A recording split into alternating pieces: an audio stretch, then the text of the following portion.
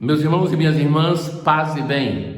Nós hoje celebramos o dia dos avós de Jesus, São Joaquim e Santana. Dia dos avós também. No último domingo nós celebramos por primeira vez na liturgia que o Papa decidiu o último domingo do mês de julho, em atenção a esta memória de hoje, que seja o dia dos anciãos e dos avós. E tem até a indulgência plenária para quem vai dedicar a eles um tempo de atenção, se não se pode presencial, um tempo que seja à distância, mas para acorrer ao encontro desses que são pessoas que têm uma sabedoria de vida que nós devemos aproveitar. Ou seja, não é preciso que nós vivamos a idade deles 70, 80, 90 anos para lá chegarmos a ter essa sabedoria de vida. A convivência com eles nos ajuda a ter agora, com menos anos, essa sabedoria. Daí a riqueza dos anciãos.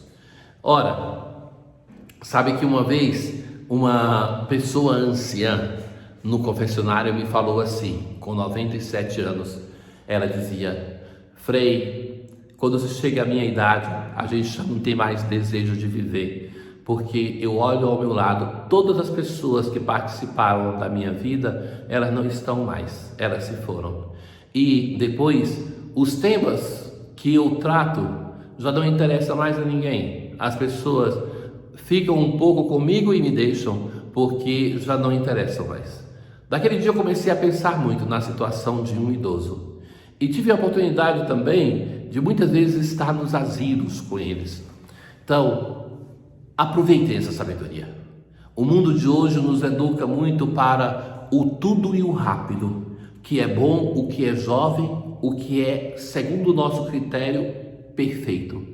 Mas tem uma sabedoria, uma doação, uma santidade de vida realizada em cada idoso, que nós temos a possibilidade de aproveitar esse patrimônio nas nossas famílias, na nossa comunidade. Deixemos a eles falar, deixemos que eles nos provoquem, até para nos perguntar por que esse tema não interessa, porque talvez nós temos um erro nas nossas próprias prioridades.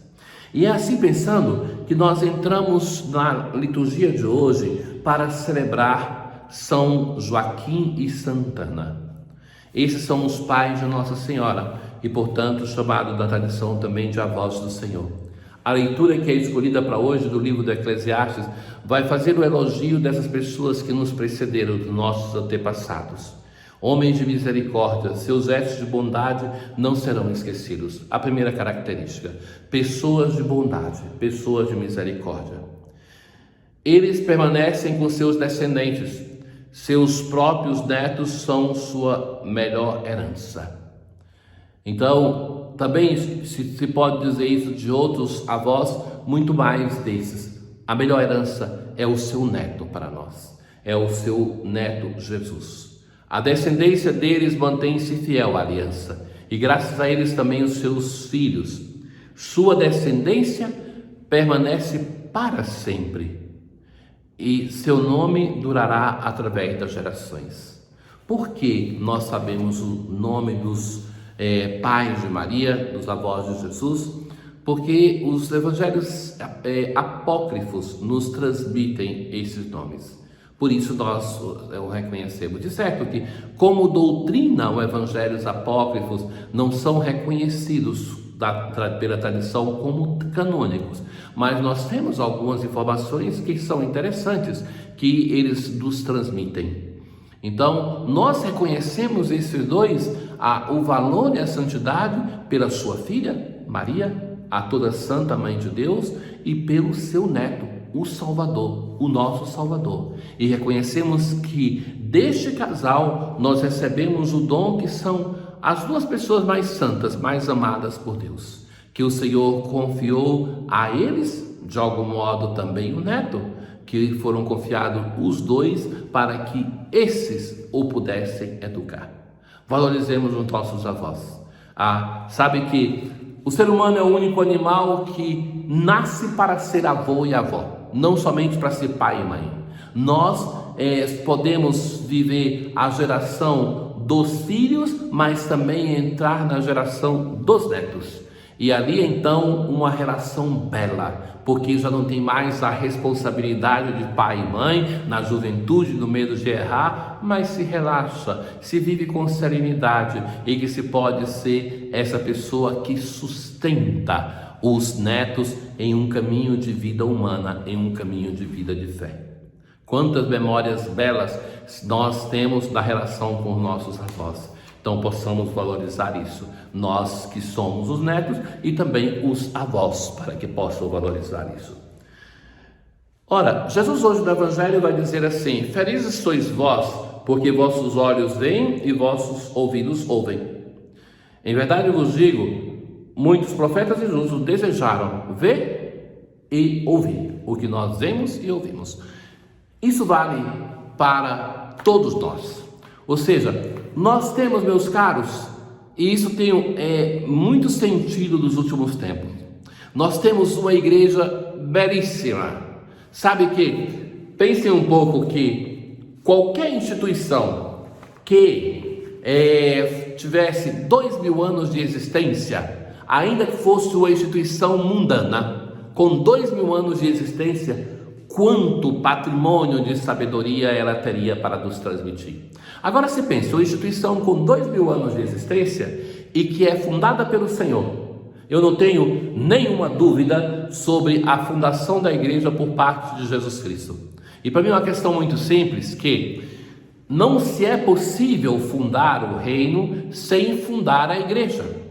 Porque não é possível amar sem a concretização de uma pessoa amada. Faz parte da nossa dimensão antropológica encarnar uma coisa que é de algum modo etérea em algo concreto. Então, falar de reino para mim é falar de igreja. E essa igreja foi querida pelo Senhor. Então não é possível o discurso que faz pensar que Jesus não fundou a igreja, tá bom? Então fundou o quê? Quem é que nos conservou na história a memória do Cristo e os atos dos apóstolos? É uma comunidade de fé, que nós chamamos de igreja, que sem interrupção são ligados aos apóstolos e ao Cristo. Então existe um patrimônio imenso como igreja, que o difícil para mim, muitas vezes, eu vejo que é essa a dificuldade do cristão, é de identificar qual é o instrumento, a riqueza que ele pode usar neste momento da sua vida. Ou seja, uma pessoa tende à contemplação, existe na igreja onde encontrar isso. Uma pessoa tende ao apostolado, existe na igreja em como encontrar santos que se dedicaram a isso. Uma pessoa quer se interessar pela vida social, pela política, nós tivemos santos que foram reis, que foram chefes de povos, de estado. Temos santos reis e rainhas. Uma pessoa quer se dedicar ao serviço simples, temos santos também que fizeram isso. Então, a via sacramental e litúrgica da igreja, nós temos o remédio para cada situação.